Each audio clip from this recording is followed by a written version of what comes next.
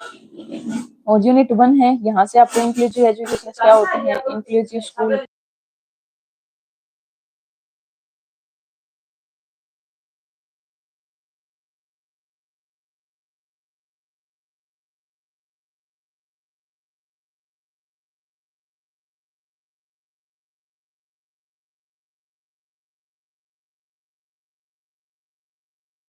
Inclusive education के बारे में बताया है। इंक्लूसिव स्कूल्स क्या है आपके पास, एसेटिव और एडेप्टिव टेक्नोलॉजी, यहाँ से इन तीनों में से एक क्वेश्चन देखने को मिलेगा, या एक क्वेश्चन आपको यहाँ से मल्टीपल डिसेबिलिटीज क्या है, नॉर्मल लर्निंग डिसेबिलिटी, इनके बारे में मिल सकते हैं। कोज ऑलमोस्ट सेम है।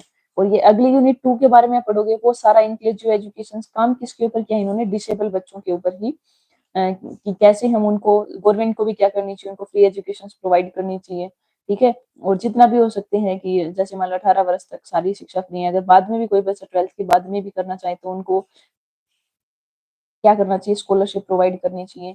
और जो भी उपकरण वगैरह अगर हैं, कोई भी मान लो कानों की मशीन हो गई या स्पेक्स हो गए, जो भी, वो गवर्नमेंट को फ्री प्रोवाइड करनी चाहिए। इंक्लूसिव एजुकेशन पे जोर देना चाहिए ताकि जो नॉर्मल बच्चे पढ़ रहे हैं उनमें ये जो विशिष्ट बच्चे हैं किसी भी लर्निंग डिसेबल वो वाले भी पढ़ पाए।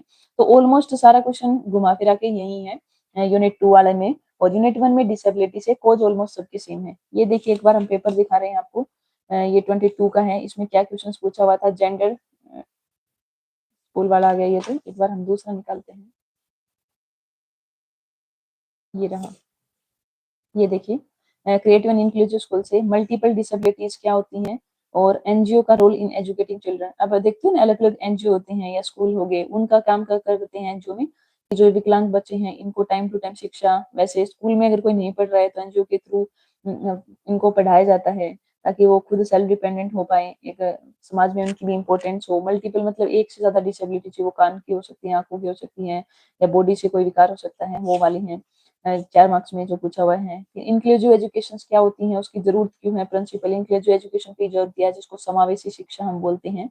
मतलब नॉर्मल बच्चों के साथ ही जो विशिष्ट बच्चे हैं उनको भी पढ़ाया जाए, एक साथ इक्वल अपॉर्चुनिटी प्रोवाइड की जाए, स्पेशल ट्रेनिंग टीचर्स भी दिए जाएं। अब देखो, मान लो एक तो नॉर्मल टीचर पढ़ा रहा है, लेकिन अगर कोई बच्चा जैसे ब्रेल लिपि होगी या अदर है, तो नॉर्मल तो उनको प्रशिक्षण अच्छे से देना चाहिए। और ये क्वेश्चन है एक करेक्टरिस्टिक इंक्लूसिव स्कूल वाला, जो पीछे में आया हुआ है। एक क्वेश्चन पूछा हुआ आपका, पीडब्ल्यूडी एक्ट 1995 में क्या बताया गया था। इसमें भी पूरा विकलांगों के रिलेटेड है, कैसे उनकी शिक्षा के रिलेटेड हम उसको फ्रीडम पूरा कर सकते हैं ताकि वो सेल्फ डिपेंडेंट हो पाए। एक ये सीसीआरसी और डीडीआरसी, ये जो लास्ट वाला क्वेश्चन है ना, उसके 4-5 पॉइंट दे रखे हैं, वो वाला है। एक बार हम आपको निकाल के दिखाते हैं, देखिएगा।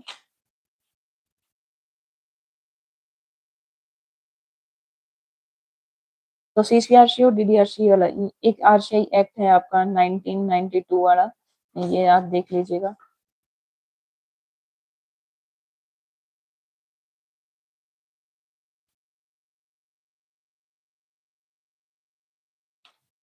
देखिए ये रहा, क्या कहते हैं जिसको हम रिहेबिलिटेशन काउंसिल ऑफ इंडिया, इसमें वही थिंग्स बताई गई है असमर्थ बच्चों के। ऑर्गेनाइजेशन वाला है ना जो सीसीआर से डेर, इसी के 4-5 पॉइंट है पीछे वाले में। तो इसमें तो जो पीछे आपने क्वेश्चन किया वही काम आ जाएगा। इसकी स्थापना 1986 में हुई थी, विकलांगों की शिक्षा निर्देशन पुनर्वास के लिए, पहले थिंग्स के लिए। इनके मान लो क्या क्या तभी विकलांग लोग हैं जो भी डिसेबल हैं, उनके कैसे कल्याण हो सकता है, क्या नीति कार्यक्रम हम लागू कर सकते हैं उसके रिगार्डिंग। जो भी जैसे मान लो कोई भी संस्था होती है ना, मान लो सपोज आपको स्कूल खोलना है, तो आपको मान्यता तो लेनी पड़ती है गवर्नमेंट से। तो ऐसे स्कूल जो कॉलेज हैं मान लो विकलांग बच्चों के लिए हैं, तो उनको स्पेशल मान्यता प्रदान करनी चाहिए, ग्रांट भी गवर्नमेंट को देनी चाहिए, उनके अलग अलग पाठ्यक्रम। अब मान लो डिसेबल बच्चे हैं तो नॉर्मल वाले से थोड़ा बहुत उनके पाठ्यक्रम फ्लेक्सिबल होना चाहिए, उनके हिसाब से इतना ज्यादा हार्ड नहीं होना चाहिए ताकि वो कर ना पाए। और नए व्यक्ति अगर पुनर्वास कर रहे हैं तो रजिस्टर वगैरह में अंकित करना चाहिए। ये उसके ऑब्जेक्टिव है, उद्देश्य क्या है, फिर से वही थिंग्स बता रखी है मान्यता वाली। न्यूनतम योग्यता निर्धारित कर दें चीजों को शिक्षा दे रहे हैं स्पेशल टीचर्स, और विकलांगों के लिए पूरी जो भी फ्री हो सकती हैं चीजें। और फिर अगला ये है नेशनल इंस्टीट्यूट, अलग अलग इंस्टीट्यूट बना रखे हैं ना डिसेबिलिटी। तो सबसे पहले ये बता रखा है आपका विजुअली हैंडीकैप का देहरादून में। देखो 1939 में ही हो गया था, बात आजाद भी नहीं हुआ था उससे पहले ही। इसके अंदर 4-5 चीजें थी कि विद्यालय का विभाग क्या है, पुस्तकालय में बुक भी उनके हिसाब से होनी चाहिए। फिर और टीचर ट्रेनिंग है वो वाला, कैसे वो रिसर्च कर सकते हैं, सहायक सामग्री क्या हो सकती है। अब 2 टाइप के। फिर ये नेशनल इंस्टीट्यूट मेंटली हैंडीकैप बच्चों के लिए, तो दिमाग से कम सोच पाते हैं ना, सोचने तरक्की की क्षमता कम हो जाती है, वो वाली है। फिर ये जो हमारा ये क्वेश्चन था जो आपका आया हुआ है सीआरसी, जो